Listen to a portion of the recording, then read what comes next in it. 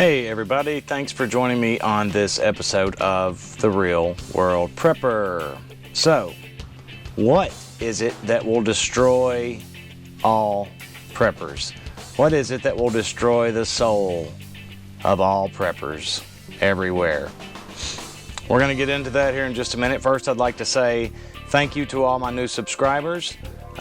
For those of you who do not know already, if you'll go to my About section in my channel, there is an email address where you can send me direct emails if you'd like to.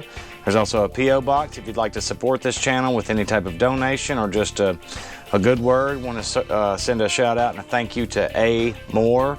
Thank you very much, brother. Got your message in the mail. And so go to my About section, check that out, and stay tuned for this next edition.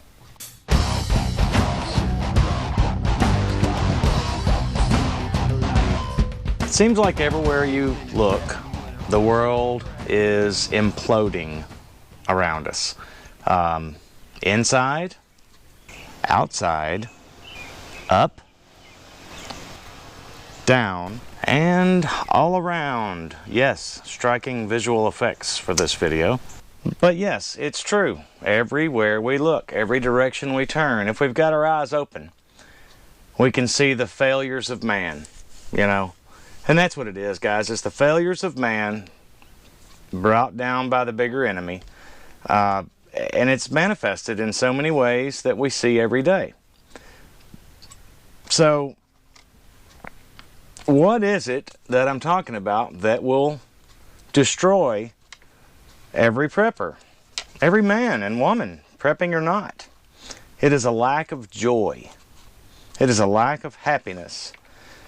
And you might ask, RWP, how can one be joyous and joyful and happy in the light of bank failures, you know, corporate greed and corruption, pharmacies that have run off the deep end with poisons, and you know, the geoengineering that goes on, and the modified food, and the wildfires, and the drought, and then the massive flooding, and all these combined things, you know, everything going on the world stage, you know, our corrupt government, you know, all of these negative, hateful people that just are in the world. And there's plenty of good ones too, okay, but, you know, doing something like this, running a YouTube channel, and I mean, you see some of the bottom of the bottom of the bottom feeders, you know, that try and troll you into quitting, into dropping out, and can get in your head sometimes, frankly. So how do you stay joyful? Because without joy, I mean, that's a pretty miserable life, if you ask me. So let's talk about that. Okay, so let's assume that I'm speaking to preppers out there. And if I'm not speaking to preppers out there, if there's anybody watching that's not already prepping, surely you know some of what I'm about to go over here. I'm going to read off of some notes that I made here, okay? We all know the truth. This is, again, assuming we're talking to preppers. So we all know that the shit's going to hit the fan someday. Pardon my French. We know that life as we know it now will come to an end. We know that it's possible we are going to live in a time without rule of law. We know that our government is not on our side, that their best interests are put forward, and the interests of the rulers and owners of this country, nay, the world. We know the truth that the right wing and the left wing are on the same bird. We know the truth that a select few elite control everything. You know, that the UN is entangled in all this. We know that they want a one world government, a one world money, a one world police system. They want everybody disarmed. We know the truth that that our water is poisoned, that our weather is manipulated, that our health care is a disaster, and one of the most expensive that there are. You know, in the Western civilization, we know that medicines often do more harm than good.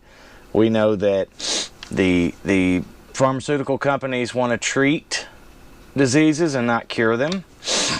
We know the truth that our economy will fail, that it is technically already in failure. It's only being propped up, you know, in a false way by the Fed, the Federal Reserve, which is not even a government institution. For anybody who may not know that by now, surely you do. It's a private bank that owns and runs our currency and has control over our currency. We all know the truth that that money is worthless. Okay? We all know the truth that our leaders, many of them, are following down openly and subversively this socialist, what will lead to communism, way of thinking and doing things. We know that we've given this land away. Let me read a comment to you. And this is just addressing all of the things in which, you know, you wonder how, if you know all this stuff and then you're preparing, you know, the question's been asked, why even bother prepare? You know, if it's just all going to go to heck in a handbasket. Well, I'll tell you. Let me see if I can find this comment right quick. Okay. This is a comment on my video. Which video is this? The New American Civil War video I did.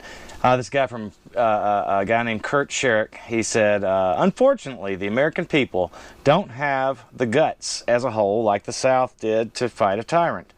As states, we just let the federal government change state militias into National Guard. The first shots were fired years ago. Things like gun registration and restrictions on guns.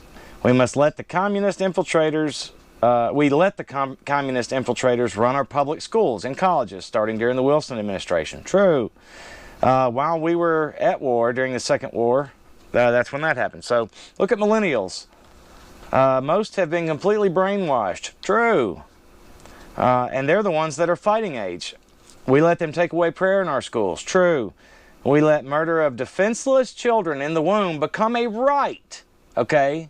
New York, Virginia, others following suit. And if you look at the law, speaking to that, on the books, it's not that there are, in many other states that you don't hear about in the news, it's not that they have laws on the books that say this is legal. They do not have any laws on the books that make it illegal, this post-term abortion. Anyway, continuing on with his comment, we let the government steal our Social Security, paying for millions of babies that are fatherless and immigrants. That is theft, and we sat on our hands and did nothing. True. He could go on, he says, but I think anyone reading my comment understands what I'm saying. We've become weak and immoral, electing traitors to our highest offices, including Obama and the Bush family. True, true. It has been over decades, and the American people are becoming anything but American. True. That was the communist plan, long-term plan, and we have done nothing to stop them. True. God help us, but give us the guts to send 200,000 armed citizens to Washington and force these officials and bureaucrats from our government. We need to purge the cancer that is rotting our country, but we don't have the guts. America is now the home of the weak and cowards. I agree with much of that. And I go on and say as much. And then he continues. He says, look, I didn't take any joy. And listen, Mr. Sherrick says, I did not take any joy in making that statement and those comments. I wish I was wrong, and it is looking more and more like I may... Let's see, I wished I was wrong, but it is looking more and more like I may be. And it makes me sad. I am just thankful that my dad, who fought 4 years in World War II, is not here to see our country today. We have betrayed our ancestors and half of our country by letting millions in from nations that hate us. Minnesota has elected 2 Muslim women to Congress that hate traditional Americans, and especially white men and the white race. During the Jefferson administration, our merchant ships were getting raided off the coast of Libya by the Barbary pirates. Jefferson obtained a Quran, and he studied it. All right, while learning all he needed to know, he loaded up our warships and our first Marines and sailed to Tripoli and kicked their butts. Our forefathers wouldn't have allowed one in our country. Also, the Muslims weren't a thought in our forefathers' minds that Islam had any religious freedom in our nation. We betrayed them, our forefathers, and anti-Americans are destroying what they built the forefathers, and we're just sitting on our hands doing nothing.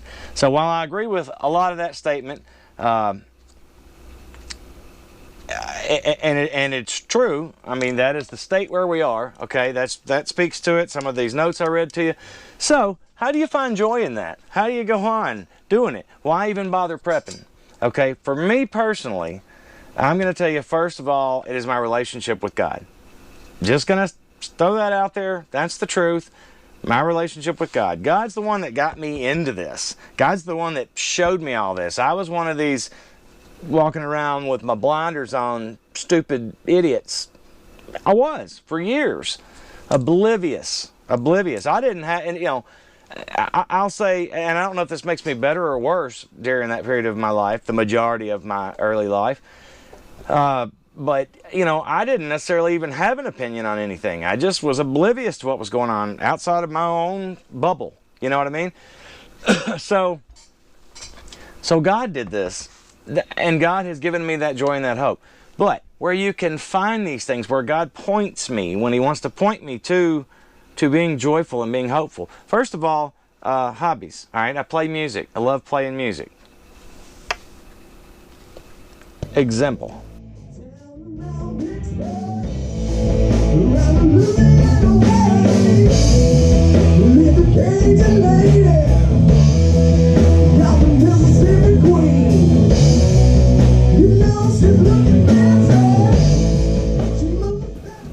Okay, that's just one thing. I like shooting. You know, we go out and do some target shooting, a little bit of training and stuff a few times a year. I like to do that. I enjoy that.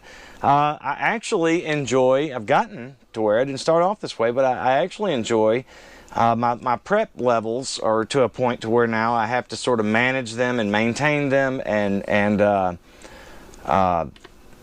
you know, inventory and rotate and things of that nature. And so, I don't know, in a way I enjoy the task of that, you know, the busyness of it, you know, idle hands and all that. So, so there's that. But mainly, I enjoy my family. I enjoy when my child, you know, comes to me who's 6 years old and says, "Daddy, let's play." You know, that's my joy, all right? So not everybody has a child. Not everybody is a believer in God. Not everybody's already prepping. Not everybody plays music. But whatever your thing is, you know, if you like to play football or basketball, or if you like to work out, or if you like to run, or if you like to read books, if you like to draw, whatever it is, spend some time doing that. Make prepping a regular part of your life, just like work is, just like going to the bathroom is, just like eating is. All right, make prepping a regular part of your life, but always include these things that give you joy. Even if you're not feeling joyful when you enter into this time, you know, say a book is your thing, right? And so you carve out your time. You have to carve it out these days. It's not going to happen for you in these busy, tumultuous, you know, and that's part of the beast plan, is for us to be so preoccupied with everything else going on in the world, we don't even have time to think. We don't even have time for our children. We don't even have time for our spouses. We don't have time for God. And that's a big part of the problem. So make the time. Make the time. And let's say you're not feeling it, right? And you're a book person. That's your hobby. We're just using that as an example. You know, and you sit down and you get your book, you know. Well, once you get into it, what's going to happen? You're likely going to start to get into it and enjoy it, if that's your thing.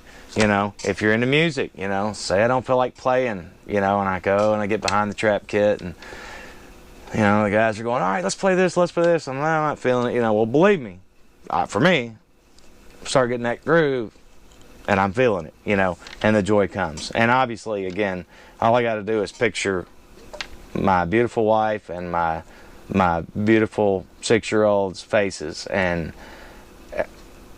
joy fills my heart, you know. So find something that brings you joy, and don't let any of these circumstances of what's going on around us steal that joy. You're going to need that. It's going to bolster you and empower you and embolden you, and especially if you've got Christ, you know, He's going to feed that whole thing, man, and give you what you need. And especially now, all right, now, but especially after SHTF. Because we're going to need that. We're going to have even less time for that then, I believe, at least initially, you know. So anyway, that's all I got today. This was sort of a just off the cuff. I just had the one little page of notes to go over a few things because I couldn't remember everything. And then I read Kurt's, well, you were here. You saw it. So listen, guys, again, thanks for all my subscribers. Check out the About section for the email if you want to send me a private email. P.O. Box if you want to send me any donations or any kind of kind words on paper. You know, whatever, guys. Just talk to me. Put in the comments. Let me know what you think. The channel's growing, and I appreciate you guys. I really, really do. I want to send some love to Zombie Farmer and to Kansas Prepper. Of course, our trainers. Go check out Will Patriot. He's a new upstart. These are all guys, you know, Zombie and Kansas for sure. We have become like a band of brothers. I'm not going to discount the other guys I've mentioned or anybody else that's on this platform either, because there's a lot of good guys I've met and girls. But just keep it in the family. Have your joy. That's part of my joy, right? It is. So anyway, this has been the Real World Prepper, a little off the cuff, but thanks a bunch for joining in, and I'll catch you next time. Thanks.